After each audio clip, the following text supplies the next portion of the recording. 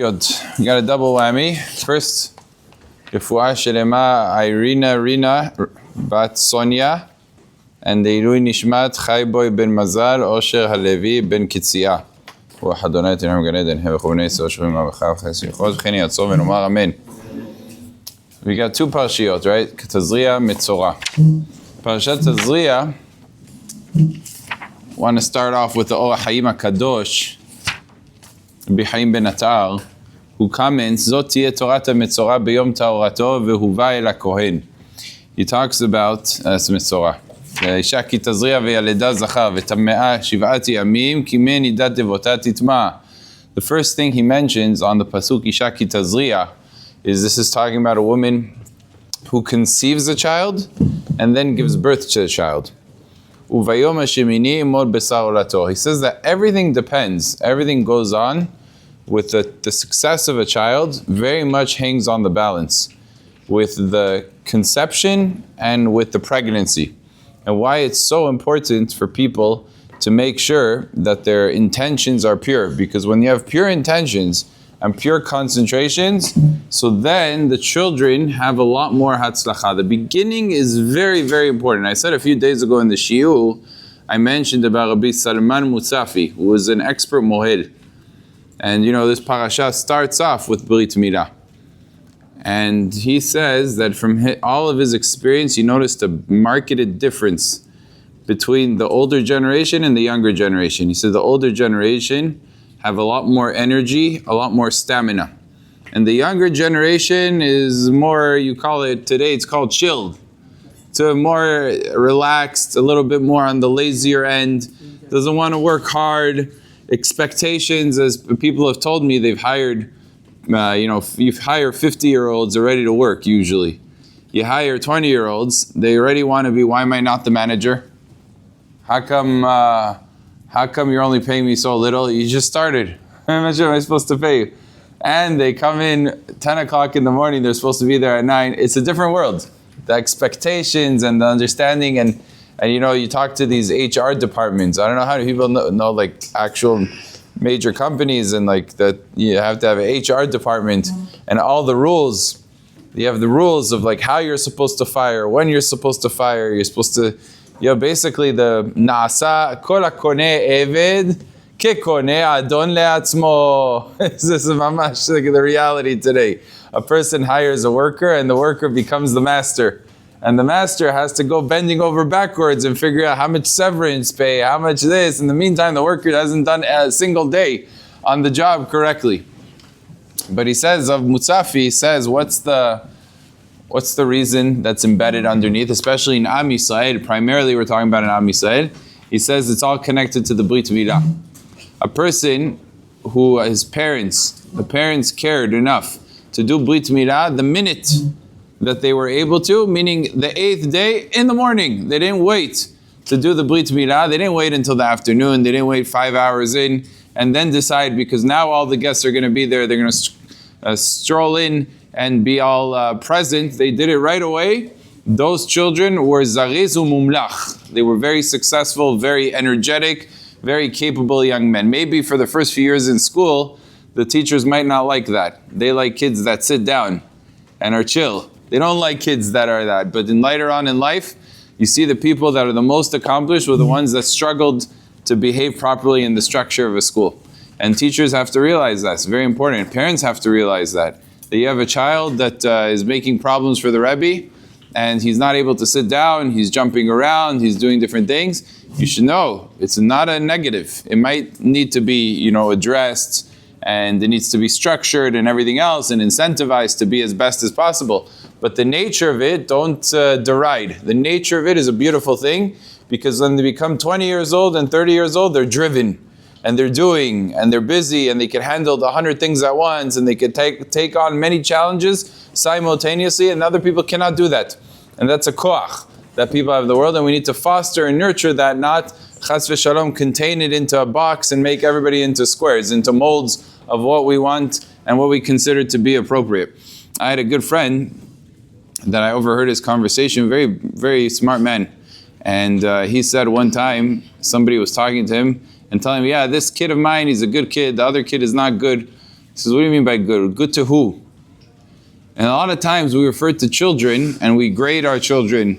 And in schools they grade the kids based on the main factor is how convenient is it for me? So if it's convenient for me, that's a good kid. If a kid makes it inconvenient for me, it's a bad kid. It's not the truth. A kid is a good kid if is going to be able to be Oved Hashem in the highest way, even if it doesn't mean it's convenient for me. And the reverse also. But the gauge, sometimes we make a mistake in judging based on our own relationship versus what HaKadosh Baruch Hu's relationship is with the child. So much of it lies on the line to the point that the Gemara says there was a Kushi king, a king from Kush. Kush, he was a black king. And his wife was also, she was black and he was black. And she got pregnant and had a child. But the child was white. And the king didn't know what to do. This is a midrash that says this. So he knew that he was a goy. He knew that the great rabbis of the Jews, they were very intelligent people. And he wasn't sure maybe this wife of his was not loyal to him. Maybe she should be killed. So he goes over to Rabbi Akiva. And he says to Rabbi Akiva, what should I do with my wife? She might have been promiscuous. Should I kill her? Look, the child is white and we're both black. How could it be? So Rabbi Akiva asked him a very simple question in his home. You have statues? He says, yeah, we have statues. Are they white or are they black? He said, they're white. He said, if so, don't worry, nothing wrong happened. Just because she and you saw the white statues, it has an effect. Even just what you see has an effect on the child. Unbelievable to the extent that things go. Could you imagine the televisions and the movie shows? Sometimes I get calls about women saying, should we go to the zoo while we're pregnant? I'm like, leave the zoo out of this. Should you watch movies and TV shows and see these terrible things and advertising and sometimes the internet, so many terrible things? Maybe that's what you should be asking. What you listen to. Are you listening to Shirei Kedusha? Or are you listening to Shirim of the Goyim? These are factors that need to be worried about, that we have to be concerned. And that's Isha ki Tazria v'yaleda zachar. When the Hazra'ah is done properly, when the beginning is with the right foundation, then a child is able to grow and is able to succeed. As a matter of fact, the Zohar writes, and you should know this, Lag BaOmer is coming up. And the Hatam Sofer was had a very different perspective than many of the other Rabbanim. We know Lag BaOmer is a celebration primarily of what? What are we celebrating? Rabbi Shimon Bar Yochai, the Zohar. Hatam Sofer was very against the celebrations that happened in Meron. He didn't view it fondly. He was a critic of it, without question. However, and he didn't really find a basis for Lag BaOmer until a Zohar. There was an interesting Zohar that he saw. The Zohar writes that once the Brit Milah is done, of course, on the 8th day, 33 days later, after 33 days, the neshama settles in the body. The neshama is finally settled. Up until then, it's not settled. So the Hatam Sofer says, if that's the case, then let's go back to Yetziat Mitzrayim. It says in the Midrash, Am Yisrael did two things. They had Dam Milah and Dam Korban. They took the blood of the Korban Pesach and the Dam Milah. And that was done right before Pesach. Now, if you count 33 full days, it takes you all the way to the end of day 32, which means that up until day 32 of the Sefirat HaOmer, right? Because you only start counting the second day, you don't count the first day of Pesach. So 33 days from the first day of Pesach until the end of 33 days is the finishes on day 32. So those are the 33 days that say that how 33 days the neshama gets settled. That means when did the neshama settle for Am Yisrael after they did Brit Milah? On Lag BaOmer, after the 32 days. And Mimela says Hatam Sofer, that's the yesod of the celebration. Since the neshama of Am Yisrael, when they left Mitzrayim, was only settled on Lag BaOmer, it actually has a connotation that goes far back, even before Rabbi Shimon Bar Yochai, the reason to celebrate. So the Hatam Sofer agreed with the celebration, but a completely different reason, just simply based on this Zohar that says the neshama takes time until it settles into the body. So that's another very beautiful lesson. But the majority of the parasha does talk about the Metzorah. And this is an area that we must get into, because you cannot talk about Parashat Tazria or Metzorah without discussing the various tzarats and the ramifications, and how much of this matters in our own lives, and how big of a deal it is, and how basically every sentence we say has to be filtered with the Torah, with Parashiot Tazria Metzorah in mind. So we cannot forget the lessons of this week's parasha and the grandeur of what the chidushim are. So I saw this Rav Moshe Feinstein. I thought this was an amazing Rav Moshe Feinstein. The first thing that we know are the three levels of the tzarat. We have what's called tzarat habayit, which is, interestingly, that's actually discussed in Parashat Metzorah, and not in Parashat Tazria. It's the last thing to be discussed. But the first ones is tzarat haguf and tzarat habeged, the tzarat that's on the body and tzarat that's on the garment. What's interesting is the order is usually the reverse. In chronology, what happens first? The house. And then HaKadosh Baruch Hu brings on the clothing, and only after that HaKadosh Baruch Hu brings on the person, because Hashem has rachamanut. He's not looking to punish, He's looking to remind people how to keep Torah, how to keep mitzvot, and therefore He goes about it slowly, just one step at a time, and hopefully the person gets it. It doesn't have to be his own body, and then it goes step by step. That's the way tzarat works. But the interesting part is tzarat is a medical disease, right? What's tzarat? It's a leprosy, a affliction of the skin. The Torah calls it nega tzarat ki yeh ve'or ha'adam. It's on the skin of the person. So naturally, what would we have thought? And asked Rav Moshe Feinstein, usually the rule is when you have something that's scientifically a problem, some sort of blemish, some sort of medical ailment, you go to doctors. Why does the Torah command us when a person gets a tzarat to go to the Kohen? We know the Torah does back doctors. The Torah, it says in Parashat Mishpatim, Ve'rapo yerapeh, that the doctor has the reshut, the permission to heal. So if that's the case, so then we should go to doctors. What is it? Ve'huva ela kohen. The Kohen is a person working in Bet HaMikdash. And the important lesson, and I think this is something that is so relevant in our times, the way the Hatam Sofer says it, I should say not Hatam Sofer, the Chazon Ish said it, was beautiful. It was from the secularist movement of the Jewish people, the notion that Rabbanim should stick to Torah and stick to halacha and not get involved in other matters.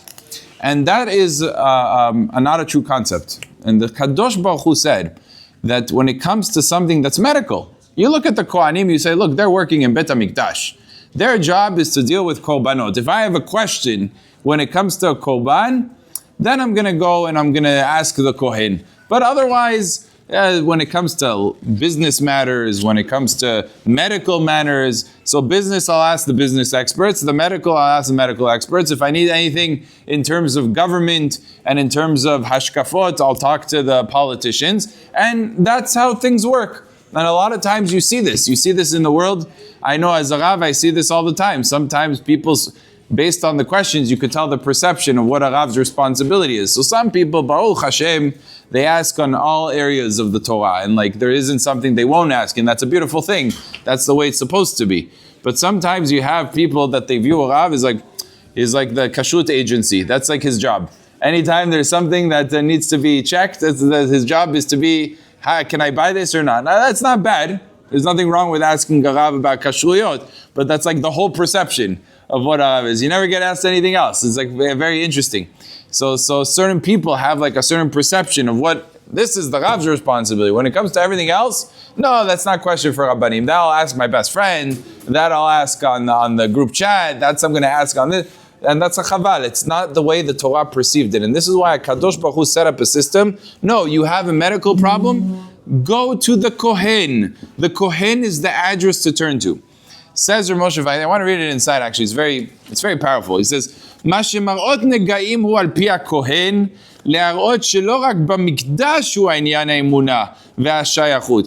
The belief in HaKadosh Baruch Hu and the concept of the Kohanim doesn't just apply to בית המקדש, אלא כל דבר ודבר שמענייני הגוף והחיים, all matters of the body, all matters of life, החיים, קשורים הכל באמונתנו, is all a matter of Torah is all a matter of emunah, of HaKadosh Baruch Hu, v'dinei Torah, and the rules of the Torah apply to every facet and endeavor in our lives.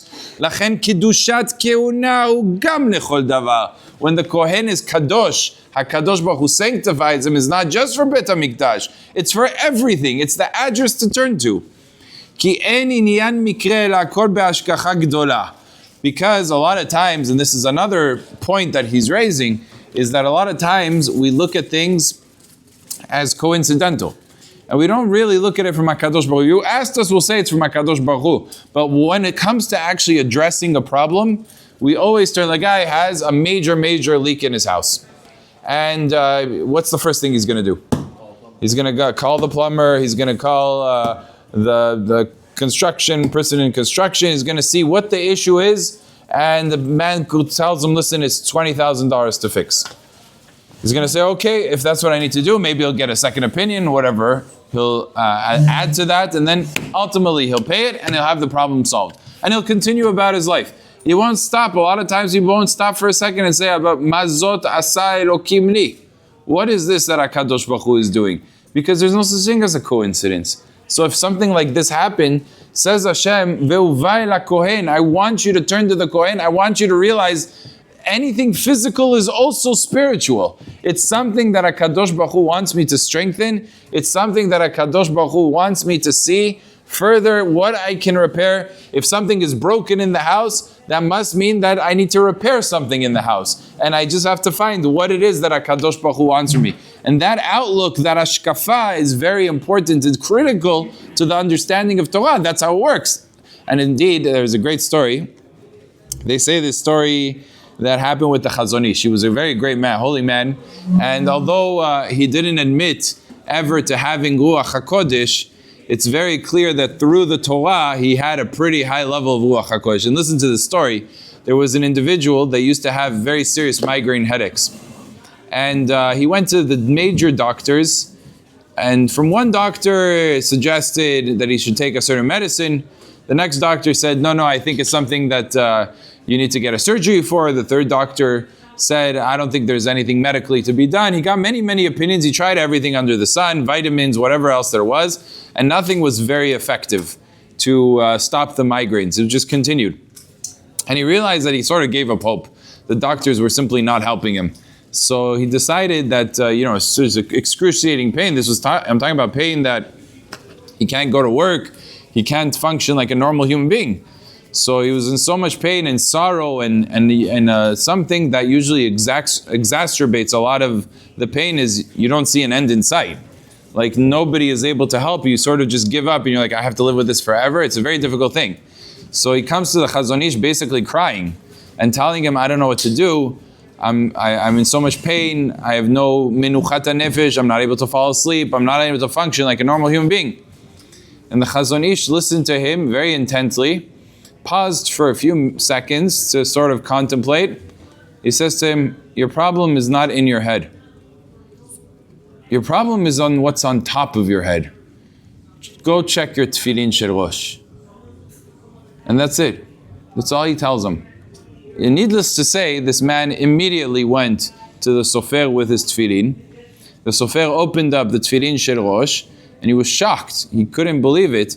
But one of the letters was sort of mahuk. It was erased basically, and made the whole tefillin shel rosh pasul.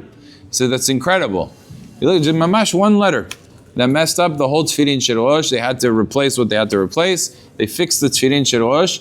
He wore it, and not much long afterwards, maybe a week or even less than that, he's perfectly healed. No problems whatsoever.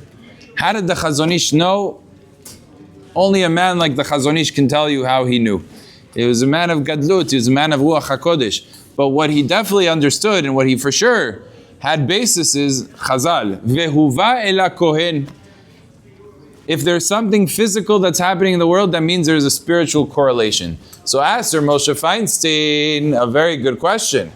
If so, why have doctors? Okay, everything is connected to spirituality. So why did HaKadosh Baruch Hu tell us to go to doctors? We have Kohanim. Everything that happens, forget Sarat. You should go to the Kohen. You should go to the Rav. You should make a determination. Why is there doctors in the first place? Where is a room for such a profession in Am Yisrael? And the answer, says Rav Moshe Feinstein, because if HaKadosh Baruch Hu sends an ailment to a person, absolutely the primary focus should be tshuva and fixing the spiritual. No question. But who says he's worthy of having it healed just because he fixed the spiritual? Maybe he's not on that level to have nisim v'niflaot happen to him and miraculously be healed. So therefore, HaKadosh Baruch Hu says, notwithstanding the tshuva that a person must do, but also go to the doctor, because we don't live in a world of miracles. We live in a world where you have to go al pi derech hateva. So it's not an only, it's in addition to fixing oneself. Yes, also go to the doctor. Yes, that's also a responsibility, but it's not the only responsibility a person has. And that's something we constantly have to remind ourselves, that HaKadosh Baruch Hu does not allow things to happen without there being a reason. And the more we focus on that, the more we're able to actually provide much of the sense of satisfaction and correction that we need. And sometimes, there is a very important Orach Chaim HaKadosh here too, that I heard at one time from Rabbi Leeor Dahan.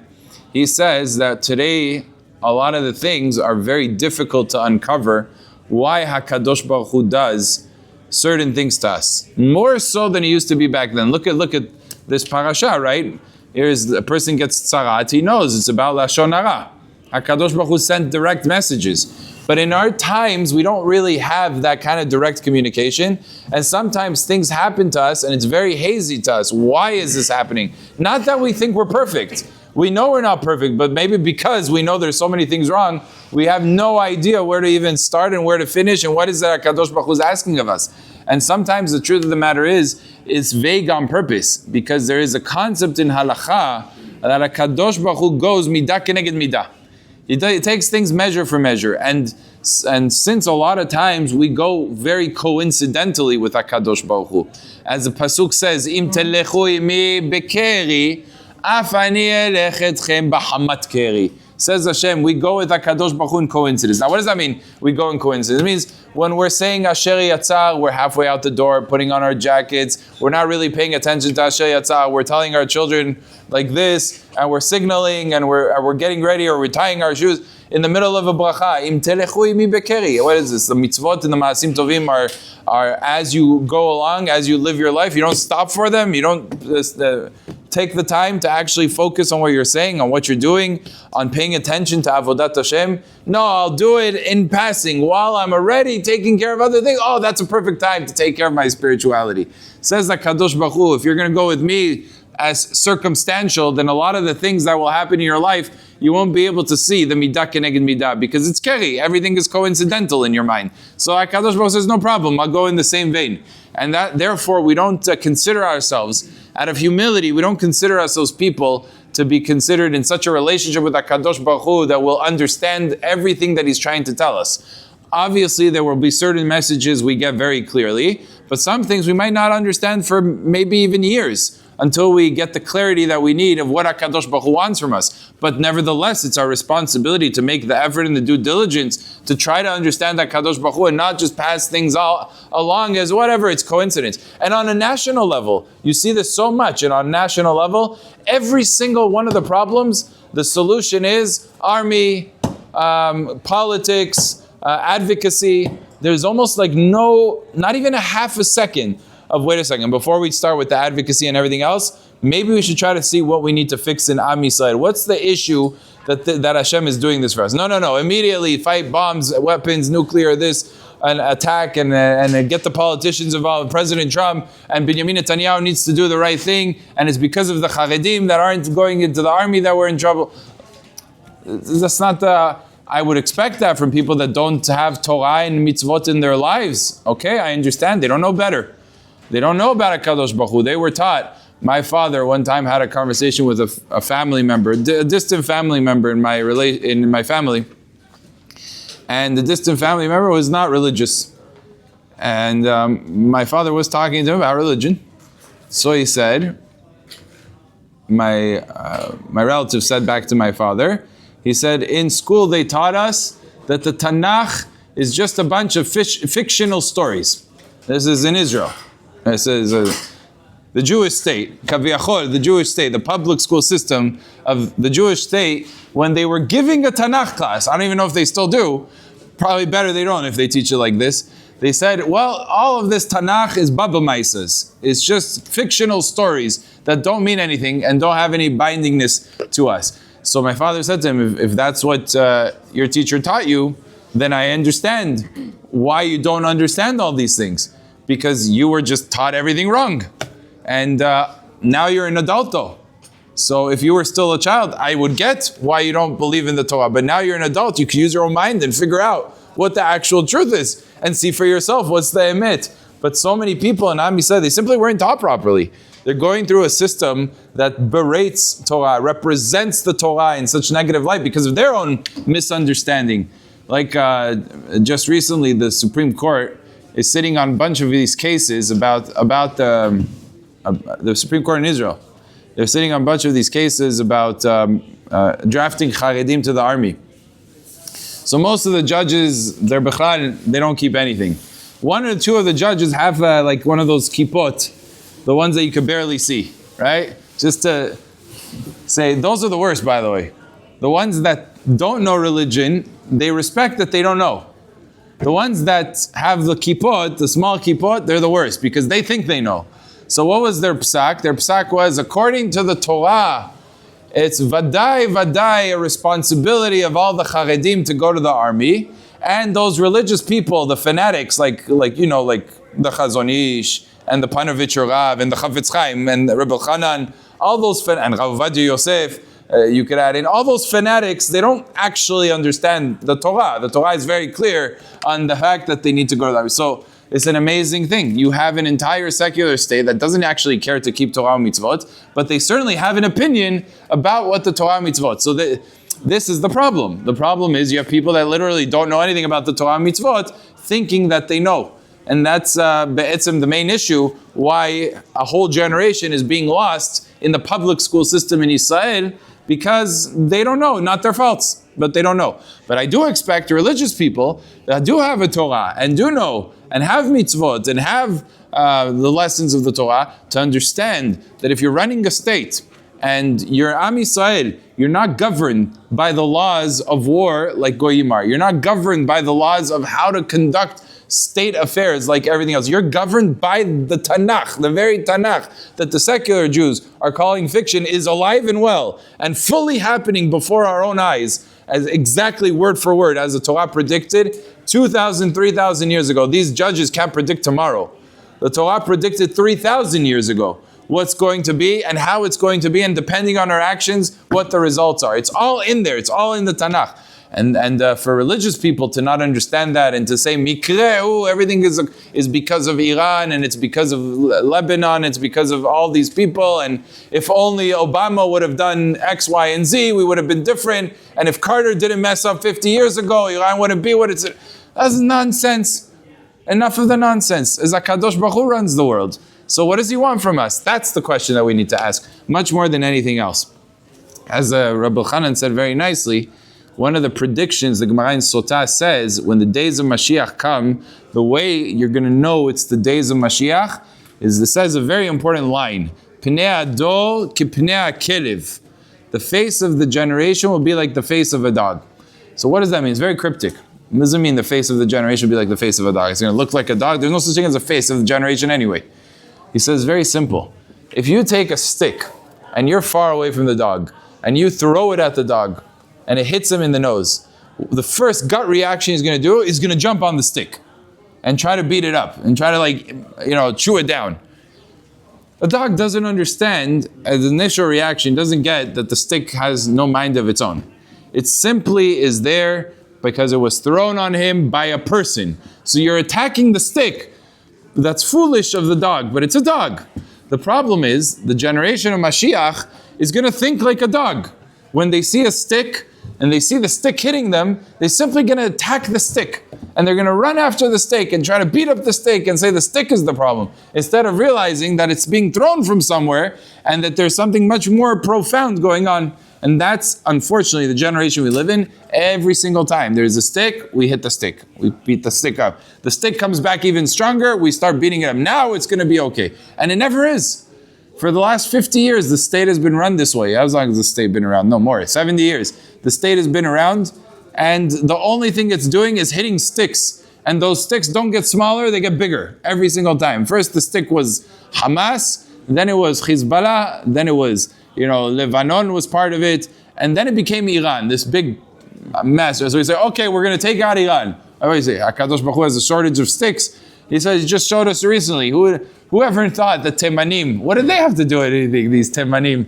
The people from Yemen, not the Jewish, the Goyim from Yemen, they got into the war. Why did they get into the war? What do you have to do with anything? The answer is, HaKadosh Baruch Hu is saying, you think you're lacking enemies? You have plenty of enemies. All I have to do is turn on emboldening the volume, and then they become your worst enemy. So what is the solution? It's like a joke. This whole solution is a joke. To try to fight this one, if I have America fight that war, and then we're going to fight this war, and at the same time, and everything is going to be solved. It's not going to be solved. It's going to be solved when we look and we say it's not a stick that's attacking us. It's HaKadosh Baruch Hu trying to send us a message, trying to wake us up. And that's the point that we really need to understand as a state. I saw something very nice from Rav Mazuz. It's loosely connected. But he says it's not a coincidence that the year Avraham Avinu was born. You know the year he was born? 1948. Exactly. 1948 to the creation of the world. And the state of Israel was born in the year 1948. The only difference is Avraham Avinu believed in HaKadosh Baruch Hu. And he believed that there was a creation of the world. And he was the first Jew. And therefore, 1948 was from Yetzirat HaOlam, the way you're supposed to count. But the state that we have in Israel, unfortunately, they don't really believe in HaKadosh Baruch Hu, and they don't believe in the Torah, and they believe in the counting of the Goyim. So it says HaKadosh Baruch Hu here is 1948. You want a state like Goyim? Here you go. You got the same year, but based on the counting of the Goyim. But both have a very similar thing. It says, Avraham Avinu, Ani Hashem, asher hotzeticha me'ur kasdim, latet lecha et haaretz hazot. I am Hashem that took you out of the fires of Kasdim in order to give you this land. It says that by Avraham Avinu. And HaKadosh Baruch Hu took the Jewish people out of the fires and crematoriums of the Holocaust to give him Eretz HaKodesh. The same parallel. That's unbelievable chidush from Rav Mazuz to be able to see the clarity of how HaKadosh Baruch Hu runs his world in such a meticulous fashion and shows us very vividly, I'm in charge, I set the tone, I make the determinations. That's an incredible, incredible thing that we see. So this is a point where Moshe Feinstein says, very important point, to constantly look in our lives to see that everything is hashgacha pratit. Nothing happens by coincidence or what they call today science or by they call today medical advances. Nothing happens. And that's not the way we solve problems. It's the way we minimize the miracle of HaKadosh Baruch Hu. But not that it's an ends of its own. Now we move on to a different element of the parasha. The pasuk says, "Vaydaber Hashem el Moshe ve'el Aharon lemor." The Pesukim say that Hashem speaks to Moshe and Aaron saying. The Midrash points out this lemor is coming to indicate something specific. So what is the context of the Pasuk? It's talking about there being tzarat on the home. So what is Moshe Rabbeinu supposed to say to Am Yisrael? It doesn't exactly say. It says, Ki tavo el haaretz, you come to the land. But what is he supposed to say? What's the saying? So the Midrash brings down, the Kohen is supposed to say, every Kohen, when he sees the home, he's supposed to say, why does a person get tzarat? Because of Lashon Hara. And he's supposed to talk to the individual and explain to him that there's a reason behind this, and he has to realize to be careful with his mouth, and he can't just speak whatever he wants, and to give him words of inspiration to change his ways. The only problem is it's only written by the home. It's not written by the topic of nega on the house, on the clothing, and not on the nega, any of the leprosy that's on the skin. It doesn't say the Kohen speaks to the person to inspire him. Why, when it's the third one mentioned in the Torah, on the home, dafka there, the Torah is supposed to speak, the Kohen is supposed to speak to the person and try to inspire him? That's a question that many of the commentaries ask. And one of the beautiful answers I saw was based on a story that happened in the times of the Chafetz Chaim. Chafetz Chaim was a very simple Jew. He lived in Radin, And most of the Jews that lived in Radin were not exactly wealthy. They were day in, day out type people, worked hard. They came as much as they could to the Beit HaMikdash to learn. They were very simple people. Obviously, there was a lot of Torah in Radin too. There were Bnei Yeshiva. There was an actual yeshiva. But I'm not talking about the people that were in the yeshiva. I'm talking about the average person in the city, in the village of Radin, and how they were. So they worked hard to make their living. They weren't wealthy people. There was one person like that was already probably in his 50s, maybe a little bit more advanced. And he worked his whole lifetime, very poor person, basically made ends meet, just making it by, worked hard. And one day he gets a letter that basically changed his fortune for the better overnight.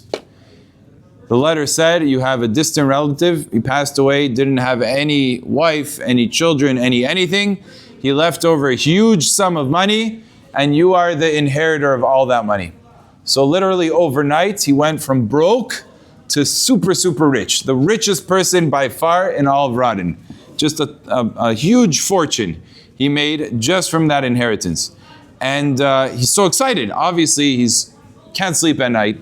He's so happy. He says, the first thing I'm going to do, out of his excitement, the first thing, I'm going to go to the Chafetz Chaim. I'm going to tell him the great news of becoming wealthy. Comes over to the Chafetz Chaim. Chafetz Chaim is sitting there, learning Torah, everything else.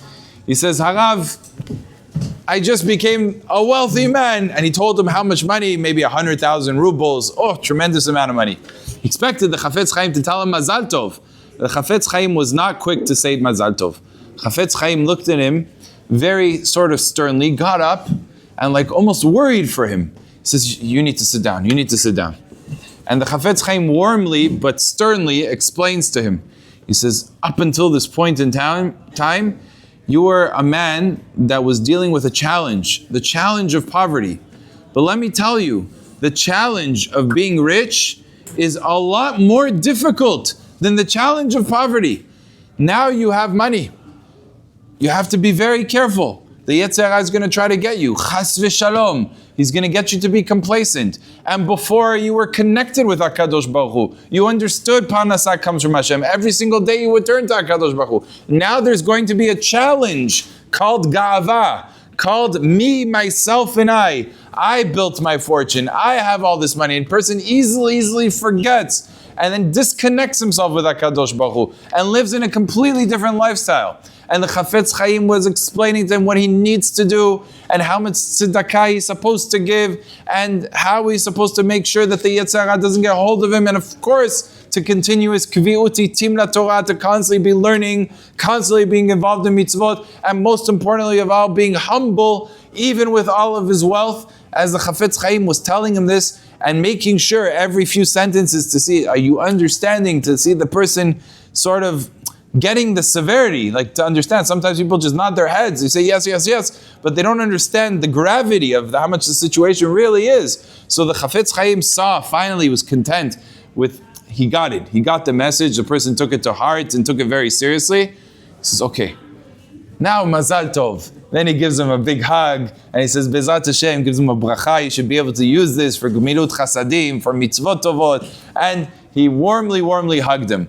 But not before, Rabotai. He wanted him to know how important it is to come in with the right mindset and approach and not to be complacent and to be guarded and protected, and to know what it means to have the challenge of money is more difficult. That was the story with the Chafetz Chaim. What about the Kohen? So the Midrash tells us, I asked the question, how come only by the houses does the Torah command the Kohen to inspire the person to change his ways?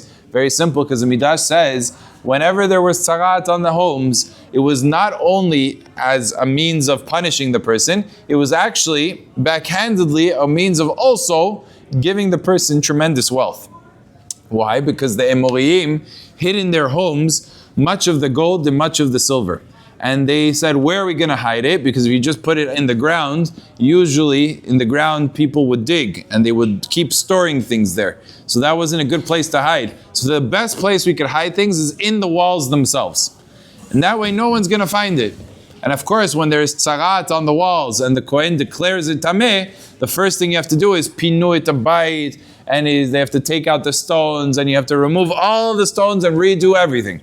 The house has to start from scratch. It's a tear down home. and you have to build it up again. So when you tear it down, what's going to happen? You're going to discover all of the wealth. So since this specific tzarat on the house is the one that makes the individual wealthy, dafka here the Torah says, no, we have to give a command to the Kohen. The person's going to be excited about the wealth. He's going to totally forget that you realize it came from tzarat. That means there's something bad here, something you need to fix. He's going to forget about that. What do you mean? I'm rich. I got to first tell my family, I'll worry about the tzarat later. It's not such a big deal. Right now, we got to take care of the money. We got to invest. We got to pay off the bills. We got to make sure the kids are taken care of. What do you mean? I have to pay tuition. I have to give tzedakah to the yeshivot. I owe money to the Beit HaKnesset, right? He's busy with things that are mitzvot. But wait, slow down. Lemor, tell the Kohen to make sure that he informs him, listen, Habibi, this comes to you, it's wealth, it's very true. You must have had some zechut, you must have had something HaKadosh Baruch Hu is rewarding you, but at the same time, it happened through tzarat. If it happened through tzarat, you got to pay attention to your actions. There must be lashon hara. You have to be careful, and you have to do. He says HaKadosh Baruch Hu is incredible in his ability to punish and reward at the same time. It's an absolutely true thing. It says, I remember one time I was in Chafetz Chaim in Eretz Yisrael, and I decided on Motzei Shabbat, usually we had Seder. So we couldn't go out. You have to be there for 2-3 hours in the winter months to learn for 3 hours on Motzei Shabbat. That was always the most difficult one for a lot of people. They struggle with it because everybody wants to be out and about. It's Motzei Shabbat. It's like sort of you feel like that's the time you get off. No, but there was Seder. But one time I gave myself permission. I was matir for myself. I said, Rav Ovadia is giving a shiur. I want to see Rav Ovadia personally giving a shiur. I heard of a lot of the shiurim, but in person, I said I'm going to go for Motzei Shabbat. This Motzei Shabbat, I'm going to go to the shiur. So I went to the shiur, and it was Parashat Shelach. I won't forget, because I remember what he said at the very end. I remember the shiur in Halacha also, but at the very end, you always said Divrei Torah in the Parasha. And he said, look, HaKadosh Baruch Hu gave a very serious punishment for Am Yisrael. There's a year into they were supposed to go to Eretz Yisrael right away. HaKadosh Baruch Hu says, Yom Lashana, 40 days the spies were sent out, reported bad news about Eretz Yisrael. For every day, you're going to be here another year, 40 years, until the whole generation is wiped out. Serious punishment. Says Chacham Ovadia, on the one hand, it's vadaya punishment. For sure it's a punishment. But on the other hand, think about it this way. What have happened? Am Yisrael just got the Torah. How many months passed? Not that many months. It was the second year. It was basically a year of learning Torah with Moshe Rabbeinu. And then they're supposed to go to Eretz Yisrael. They're supposed to fight wars. They're supposed to conquer the land. 7 years of conquest, 7 years of division. When are they going to have time to learn the Torah? As HaKadosh Baruch Hu said, I'm punishing you 40 years. 40 years in what? Gan Eden. You have Ananei Kavod. You have man coming down from Shamayim. You have the greatest leaders of Am Yisrael, Moshe Rabbeinu teaching you the Torah. You have Aaron HaKohen teaching you. You have Nadav v'Avihu, Elazar v'Itamar, the greatest of people. You don't have to worry in the world. You don't have Be'erash and Miriam. A person would drink from it in the memory of, they would never forget anything. Incredible nisim. They were just preoccupied with connecting to HaKadosh Baruch Hu. Even in the punishment, there was so much good that was emerging. What would have been? They would have been Amei Aratzot. They would have gone into Eretz Yisrael fighting battles as Amei Aratzot. The punishment itself, even though it definitely was a punishment, but within, embedded in it, was a tremendous zechut and award of being able to devote themselves to HaKadosh Baruch Hu. So HaKadosh Baruch Hu, of course, is the master of being able to do two things at once, to punish and reward, and sometimes in the same action, to do both. Also, there's in the Shulchan Aruch we find, the Chaim Shmulevitz says a shmuz on this. He says, is it possible for a person to split his emotions? That he could be at one sense super happy and one sense super sad. He says, absolutely. There's a halacha in the Shulchan Aruch that if a person loses a loved one, he has to say 2 brachot. The first bracha, close relative, right? First bracha, Dayan Ha'emet, we know. But the second bracha is he has to say either Shechianu or Hatov ve'Ametiv. Shechianu, how does he say Shechianu v'Ikimanu lazeman hazeh?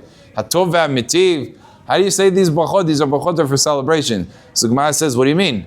He lost a close loved one that he inherits. That means he just got a huge fortune. He got a lot of money. So it's to thank HaKadosh Baruch Hu for that money. So on the one hand, he's saying Hatov v'Ametiv, super excited, super happy. You're supposed to say bracha with happiness. And on the other hand, Dayan Aimet, because he lost a loved one. In the same action, you have a tremendous celebration, which is true, and a tremendous sadness, which is also true. And that's, a person has the ability to really contain both emotions in his heart simultaneously. As Be'emet, we find this by Avraham Avinu. It says when Avraham Avinu did the Akedah, he had a split emotion. On the one hand, he was crying. He was crying because the pain of a father losing a son. On the other hand, it says that the simcha that he had for the mitzvah, he was so joyous to be able to fulfill the mitzvah of HaKadosh Baruch Hu. How can you have both? So he's happy, so how's he sad? If he's sad, how's he happy? The answer is a human being is capable of both. On the one hand, super happy. I connection with HaKadosh Baruch Hu. I'm sacrificing so much because of my devotion and relationship with HaKadosh Baruch Hu. On the other hand, I'm a father. This is my son. This is everything. My whole world is around Yitzhak. And he couldn't not cry. He just absolutely cried. And if he wouldn't have cried, it would have been bad. He was supposed to cry because they would have shown a cruelty. How could you be so cruel? You're a father. What do you mean? It means both were the Da'at Torah. You're supposed to cry and be happy at the same time. How is it possible for a human being to be both? It is. You see from Chazal, it is possible to have both emotions concurring simultaneously inside the person. Okay, one more Dvar Torah, one final point. We mentioned with the Tzarat, one of the punishments of a Metzorah is he's sent out of the Mahane, Keuna, Leviah, and Yisrael. He's sent out of all the camps, essentially outside of Ananei HaKavod, which is hugely embarrassing. I mean, if you think about it, imagine you're living your life, you're going to work, everything is great, and all of a sudden, 1 week timeout. You have to just not be here. And it's not like you're going to Miami, you're not going to Mexico or anything like that. Yeah, you have to stay outside. You're not allowed to come inside. That's a pretty serious punishment. Imagine if a person, he comes to Beit HaKnesset every day. Imagine the president calls him over and says, listen, this week you can only stand by the outside. You answer amen from the window. You can't come inside. How embarrassed would he be? It's just extremely embarrassing. And imagine, that's one shul. Imagine all of Am Yisrael says, where is this man? Oh, he's outside, he can't come for a week. This is a tremendous embarrassment. What is the reason the Torah punished a person so severely and specifically with that punishment? So the Midrash says, very simple, because what was he doing? He was speaking Lashon Hara. What's Lashon Hara? The separation between two people. There's nothing more vicious than when someone tells you something, oh, do you know what this person said about you? You know what this person is? When you start branding, there's a word for it in English, 2 words. Character assassination. And it's not an exaggeration, that's exactly what it is. A person with words can assassinate the character of somebody else and you can never get it back. It's that serious. So what it creates is distance between people. You talk about Reuven to Shimon and Shimon to Reuven and Shimon don't want to look at each other anymore. Why? Because you said something. And sometimes it could be even a subtlety, but they picked up on it and they say, oh, okay, that's what he said? Oh, okay, I don't want to see him anymore. And what we have to realize is that, where does that come from? Where does that... Psychologically, why would a person do that? So, unfortunately, we live in a world where so many people live, in English the word is narcissist, a narcissistic person, where anything that happens that is good for somebody else, a narcissist will see the world always through his own lens, and see it's being taken away from me. If somebody went ahead and he won the lottery, you can't be happy for him. Why? That could have gone to me. It went to him. It's like almost it was taken from him and given to someone else. There's nothing to do with him. It's a lottery. He bought a lottery ticket. You didn't buy a lottery ticket. What do you want? You can't even win. And even if you did, it doesn't mean you have to win. Nothing was taken away from you. No. And that's how we view things. A lot of times, this person didn't treat me respectfully. The whole world has to bow to me. Why is he not treating me respectfully? I'm upset at him. So a person could be upset at everyone because v'nisgav hu levado instead of nisgav Hashem levado. Hashem is supposed to be exalted. No, hu levado. He is exalted. And everybody else, if they don't, kiss the ring, as far as he's concerned, the better they wouldn't be around. It's mamash in a psychological level. A lot of times people don't even understand that about themselves, but that's what's motivating them. That's why they're not happy for somebody else. They can't say a compliment to somebody else because they see he did something good. All of a sudden, it's taking away from me. It should have been to me. And you see this, kids, you see it very clearly. You give one child a candy. If you wouldn't have done anything, nobody would have had any problems. You gave one child a candy. It's like you took it away from the other child. But I didn't do anything. I didn't take anything away from you. No, you gave him, okay? No, but you took it away from me. No, I didn't.